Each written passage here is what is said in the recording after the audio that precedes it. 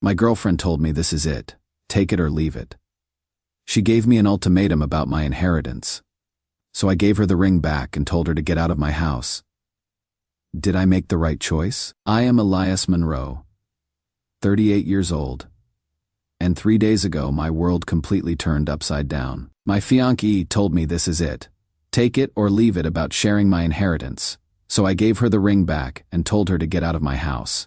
I am still questioning if I did the right thing. I have been with Tamara 37F for almost 2 years, and I genuinely thought we had something special. We met at a coffee shop. She was reading a book I loved. We started talking, and it felt natural. She is successful in marketing, independent, confident. Everything I thought I wanted in a partner. Here is the thing, though.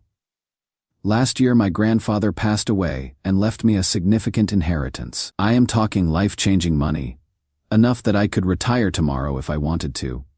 But I have been living exactly the same way I always have. Same job as a software engineer, same modest apartment, same careful spending habits.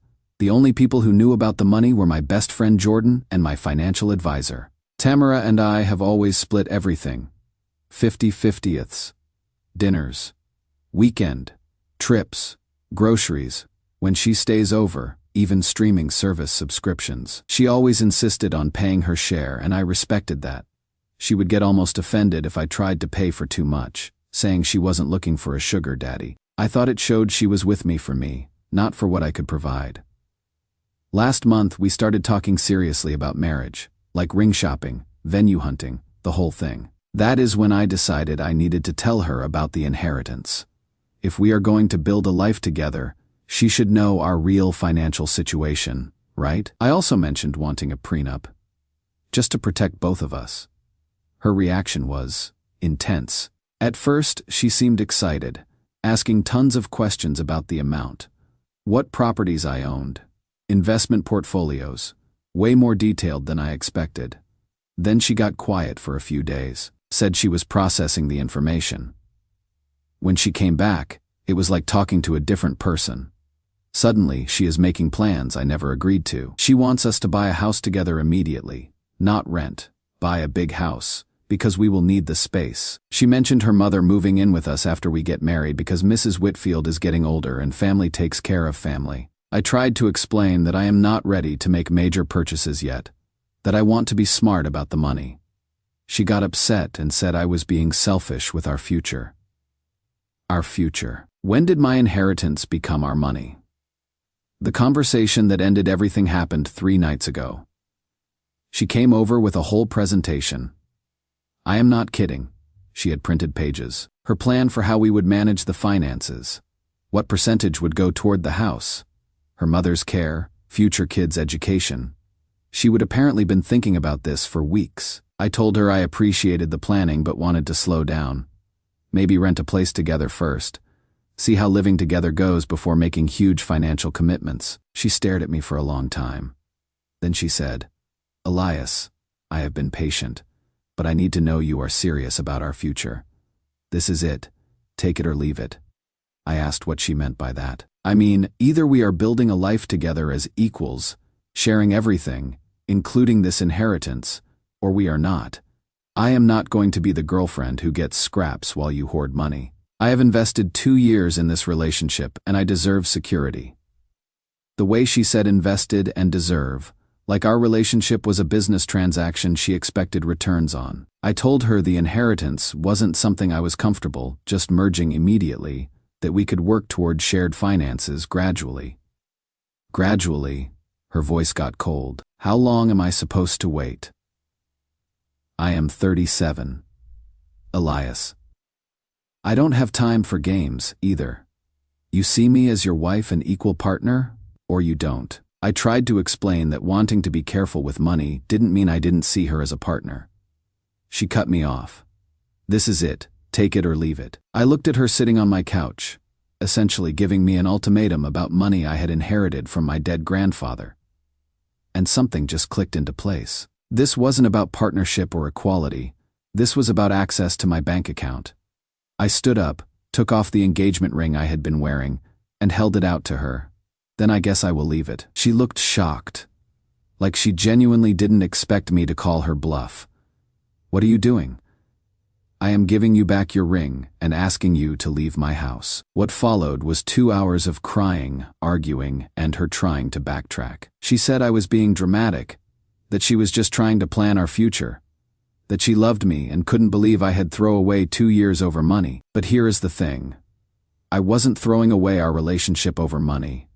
She was demanding access to my inheritance as proof of love. That is not the same thing. I stayed calm and kept repeating that she needed to leave. Eventually she did, but she kept saying I would regret this and that. I was making a huge mistake. Now I am sitting here wondering if I am making a mistake. Jordan says I absolutely did the right thing, and that he never trusted her anyway. Thanks for the heads up, buddy. But 2 years is a lot of history to throw away. Am I being unreasonable about wanting to keep my inheritance separate? At least initially. Is wanting a prenup really that offensive? I thought I was being responsible, but maybe I was being selfish. Did I just lose the love of my life over money? Or did I dodge a bullet at it? Holy shit, this blew up. Reading through comments now. Edit 2. A lot of people asking about red flags I might have missed. I am trying to think back, but she always seemed genuinely independent, maybe too insistent about paying her own way. Update 1. I wanted to update because things have gotten stranger, and honestly, reading your comments on my last post really opened my eyes to some things I had been blind to. First, thank you to everyone who responded. A lot of you pointed out red flags I would completely missed or dismissed. The comment about her being too insistent about paying her share particularly stuck with me. Looking back, she did seem almost aggressive about splitting costs, like she was performing independence rather than actually being independent. Anyway, yesterday Mrs. Whitfield showed up at my apartment. Tamara's mom has always been polite but distant with me. I figured it was just her personality. Turns out I was wrong about a lot of things. She knocked on my door around 2 p.m. and asked if we could talk. I let her in because I thought maybe Tamara had sent her to apologize or something. Instead, she sat down on my couch and said, "Elias, I think you are making a terrible mistake." I told her I appreciated her concern, but that this was between Tamara and me. "No," she said. "You don't understand. Tamara has been planning our future around your relationship. We have been looking at senior living facilities together. But when she told me about your inheritance, we realized it would be better if I just moved in with you two. It makes financial sense for everyone." I stared at her. "Mrs. Whitfield, Tamara and I never discussed you moving in." "Of course you did. She said you were excited about having family close by." I told her that conversation never happened. She looked confused for a moment, then said, "Well, regardless, it is the practical solution. Tamara's been handling my finances for the past year since her father died. It would be much easier if we were all under one roof handling your finances." "Yes. She took over my accounts after Harold passed. She is so good with money. She is the one who suggested I sell the house and invest the proceeds. She said you two would make sure I was taken care of." I felt sick. "Mrs. Whitfield, how much money are we talking about?" "From the house sale, about $400,000, plus Harold's life insurance and retirement accounts. Tamara's been managing it all." I asked where that money was now. "In investments that Tamara set up." She explained it all, but I don't really understand the details. "She handles everything and gives me an allowance for my expenses. An allowance from her own money. She said once you two are married and she has access to your inheritance, she will be able to invest everything together for better returns. She is very smart about these things." I spent the next hour very carefully asking Mrs. Whitfield about her financial situation. What I learned made me feel like I had been punched in the stomach. Tamara had convinced her mother to sell the family home and liquidate her father's retirement accounts under the guise of better investment opportunities. She was now managing over $600,000 of her mother's money and had apparently been using it to fund her lifestyle for the past year. All those times, Tamara insisted on splitting dinner costs. She was paying with her mother's money while making me think she was being independent. The marketing job that was supposedly so successful. Part-time freelance work that barely covered her rent. Mrs. Whitfield genuinely seemed to think this arrangement was normal, and that I was going to be supporting both of them after the marriage. She kept talking about our finances and family money like it was already a done deal. When I gently suggested that maybe Tamara should return control of her mother's finances to her, Mrs. Whitfield looked terrified. "Oh no, I cannot handle all those decisions. Tamara knows what she is doing. She went to business school." I asked where she went to business school. Well, she took some classes at the community college. Business classes. I walked Mrs. Whitfield to the door and told her I thought she might want to speak with a financial advisor independently, just to make sure everything was being handled properly. She left looking confused and worried. After she was gone, I called Jordan and told him everything. He was quiet for a long time, then said, "Dude, I think you were being set up for the long con." I think he is right. Tamara wasn't planning a marriage. She was planning a merger. My inheritance plus her mother's money, all under her control. The scary part is how close I came to falling for it. If she hadn't pushed so hard with the ultimatum, if she had been more patient, I might have said yes to everything. I feel like an idiot for not seeing it sooner, but I also feel relieved. The woman I thought I loved never actually existed. Edit.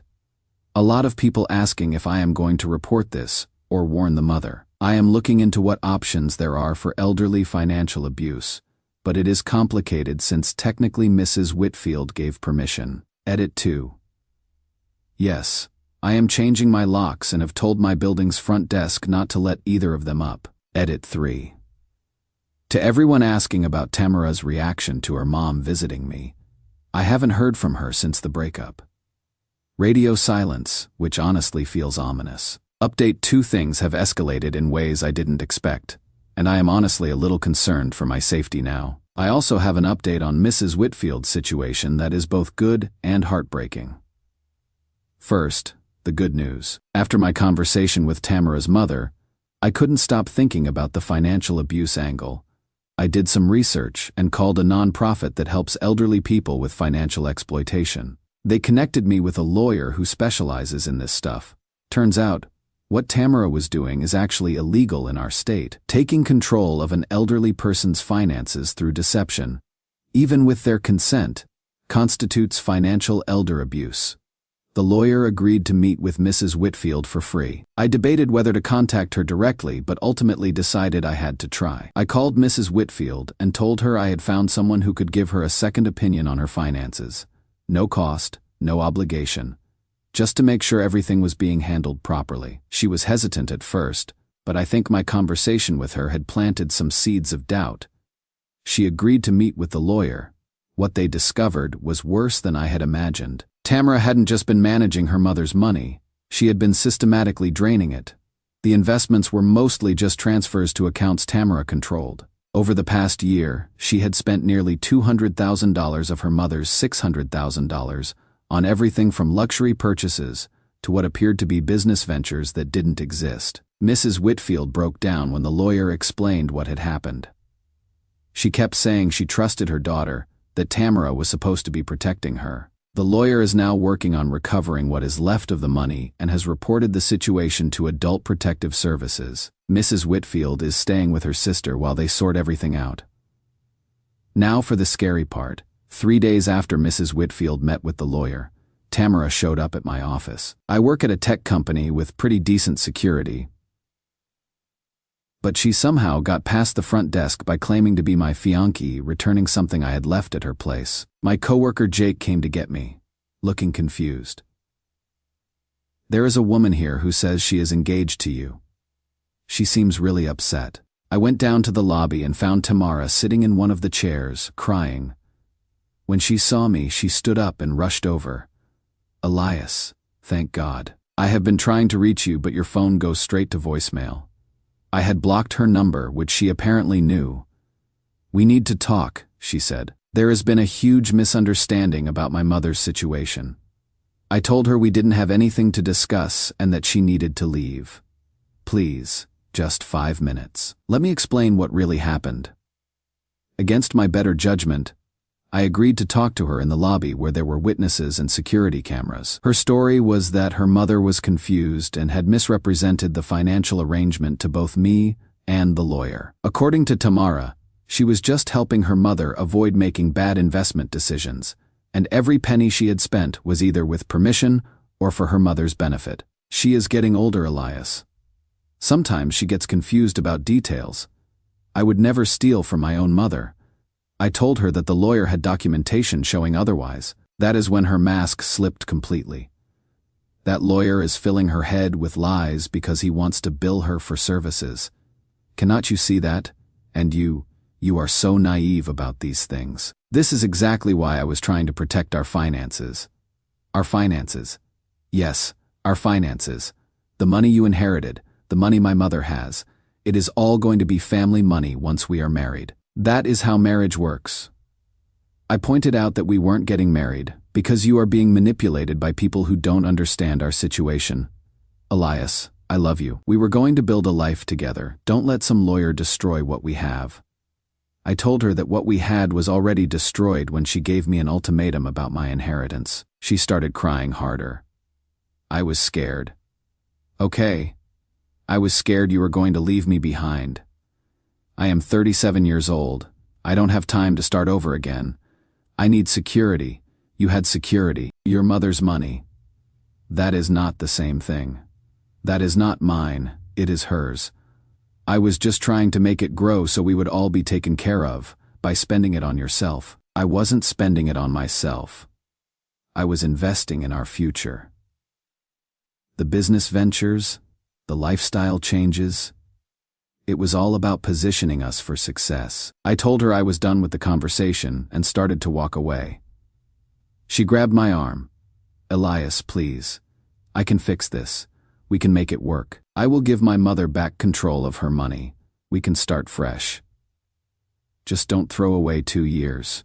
I pulled my arm free and told her she needed to leave and never contact me again. You are making a huge mistake, she said. You think you are so smart, but you don't understand how the world works. You will never find someone who loves you like I do. I hope not, I replied. Security ended up escorting her out because she wouldn't leave on her own. My manager was understanding when I explained the situation. But now I am worried about what she might do next. Jordan thinks I should get a restraining order. Part of me thinks that might be overkill, but her behavior at my office was genuinely unhinged. I keep thinking about what she said. You will never find someone who loves you like I do. The thing is, I really hope that is true, because what she was offering wasn't love. It was a business transaction disguised as romance. Edit, yes. I am documenting everything and looking into security options. Several people have suggested a restraining order, and I am starting to think they are right. Edit 2. For those asking about Mrs. Whitfield, she is doing better. The lawyer thinks they can recover about 60–70% of her money. She is staying with family and getting counseling. Edit 3. I appreciate everyone saying I dodged a bullet, but honestly I feel like I dodged a missile. The planning and manipulation involved here was sophisticated and long-term. Final update. I am writing this final update because I think there are lessons here that might help other people, and because I want to close this chapter of my life completely. First, the resolution of the legal situation. Tamara was charged with financial elder abuse and theft. She initially tried to fight it, claiming everything she did was with her mother's permission. But the paper trail was pretty damning. She ended up taking a plea deal that requires her to pay restitution and serve 2 years probation. She is also banned from managing anyone else's finances without court oversight. Mrs. Whitfield got back about $400,000 of her original $600,000. Not everything, but enough to live comfortably if she is careful. She is moved in with her sister permanently and seems to be doing much better emotionally. She actually called me last week to thank me for connecting her with the lawyer and apologized for the whole situation. I should have known something was wrong, she said. But you want to trust your children, you know. I do know. And that is part of what makes this whole thing so disturbing. As for Tamara, I haven't seen her since the incident at my office, but I did get a restraining order after she started showing up at places I frequent. My gym, my grocery store, even Jordan's apartment building. Always with some excuse about needing to talk to me. Always claiming she could explain everything. The restraining order seems to have worked. No contact for over a month now. But here is what I really want to talk about. What this experience taught me about the difference between love and transaction. For 2 years, I thought I was in a loving relationship with an independent woman who valued me for who I was. In reality, I was being evaluated as a potential financial asset by someone who was already stealing from her own mother. The signs were there, but I missed them because I wanted to believe in what we had. Her insistence on always splitting costs wasn't about independence. It was about maintaining the illusion of independence while positioning herself for a bigger payoff later. Her interest in my life wasn't about building intimacy. It was about gathering information for future use. When she learned about my inheritance, she didn't see it as my money that I might choose to share with her someday. She saw it as our money that she was entitled to access immediately. The ultimatum wasn't about love or commitment. It was about liquidating an asset she had spent 2 years cultivating. The most chilling part is how normal she made it all seem. The way she talked about family money and shared finances and planning our future. If I hadn't had that conversation with her mother, I might have convinced myself that her demands were reasonable. But love doesn't come with ultimatums. Love doesn't demand immediate access to your bank account as proof of commitment. Love doesn't involve stealing from elderly relatives to fund a lifestyle while pretending to be something you are not. Real love is patient. Real love respects boundaries. Real love doesn't see dollar signs when it looks at you. I have been going to therapy to process all of this, and my therapist helped me understand something important. Tamara didn't just betray me. She betrayed the person I thought she was. I was grieving not just the end of a relationship, but the death of someone who never actually existed. The woman I fell in love with, the independent, successful, genuine person I thought I was building a life with, was a character Tamara created to achieve a specific goal. When that character was no longer useful, she dropped the act and revealed who she really was. It has taken me weeks to stop second-guessing myself about ending things. Part of me kept wondering if I was being too harsh, if I should have given her a chance to explain, if 2 years meant nothing. But 2 years of lies don't become meaningful just because they lasted a long time. And someone who would steal from their own mother while planning to access your inheritance isn't someone who is going to suddenly develop a conscience when you say, I do. I am dating again now, slowly, carefully, with much better awareness of red flags. When I tell this story to new people, and I do tell it because I think it is important to be honest about why my last relationship ended, the response is usually shock at how elaborate the deception was. But here's the thing that gives me hope. Every genuine person I have talked to is appalled by Tamara's behavior. The right person will not think I am being paranoid about prenups or unreasonable about keeping inheritance separate initially. The right person will not see my money as their money before we are even married. The right person will love me whether I am rich or broke, and will be happy for my good fortune without immediately making plans to spend it. I dodged more than a bullet here. I dodged a lifetime of financial manipulation, emotional abuse, and wondering why I never felt truly loved in my own marriage. Tamara was right about one thing. I will never find someone who loves me like she did, because what she offered wasn't love at all. And thank God for that. Edit. Thank you to everyone who followed this story and offered support. Your comments helped me see the situation clearly when I was doubting myself. Edit 2. Yes, I am being much more careful about when and how I discuss finances in future relationships. But I am not becoming cynical about love itself. Just more aware of the difference between love and transaction.